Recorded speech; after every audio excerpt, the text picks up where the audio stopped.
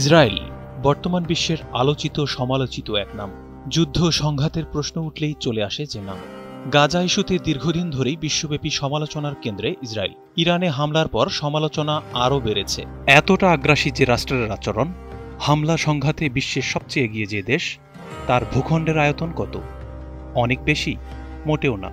যে ইসরায়েলের কারণে মধ্যপ্রাচ্যে ত্রাসের রাজত্ব চালাচ্ছে, সেই ইসরায়েলের আয়তন জানলে অবাক হবেন। ইসরায়েলের অবস্থান এশিয়া মহাদেশে, আরও সুনির্দিষ্ট করে বললে মধ্যপ্রাচ্যে। ইসরায়েলের সঙ্গে গাজা উপত্যকার পূর্ব ও উত্তর দিকের সংযোগ থাকলেও সেখানে কঠোর চেকপোস্ট রয়েছে। মজার বিষয় হল, ইসরায়েলের আয়তন বাংলাদেশের চট্টগ্রাম কিংবা খুলনা বিভাগের চেয়েও ছোট।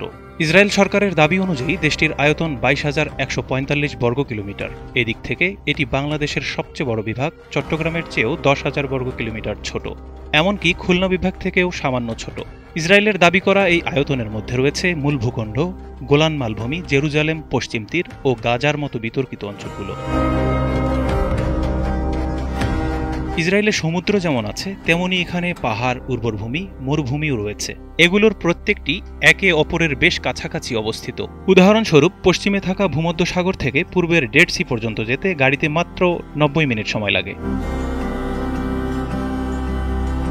যুক্তরাষ্ট্রভিত্তিক গবেষণা সংস্থা ওয়ার্ল্ডোমিটারের তথ্য অনুযায়ী ইসরায়েলের মোট জনসংখ্যা 95,12,394 জন। প্রতি বর্গ কিলোমিটারে 450-ও কম মানুষ থাকে। ইসরায়েল একটি ইহুদি রাষ্ট্র হলেও সেখানে উল্লেখযোগ্য সংখ্যক অন্যান্য ধর্মের অনুসারীরাও বসবাস করেন। জনসংখ্যার বিচারে দেশটিতে ইহুদিদের পরেই রয়েছে ইসলাম ধর্মের মানুষ। কাগজে কলমে ইসরায়েলের রাজধানী জেরুজালেম এবং ইসরায়েল দাবি করে জেরুজালেমের ওপর তাদের সার্বভৌম অধিকার রয়েছে। এ বিষয়ে 1980 সালে একটি আইনও পাশ করে তারা, যদিও অনেক দেশ জেরুজালেমকে আনুষ্ঠানিকভাবে ইসরায়েলের রাজধানী হিসেবে স্বীকৃতি দেয়নি। দেশটিতে প্রায় 80টি শহর রয়েছে, সেখানকার 90% মানুষ শহর এলাকায় থাকে।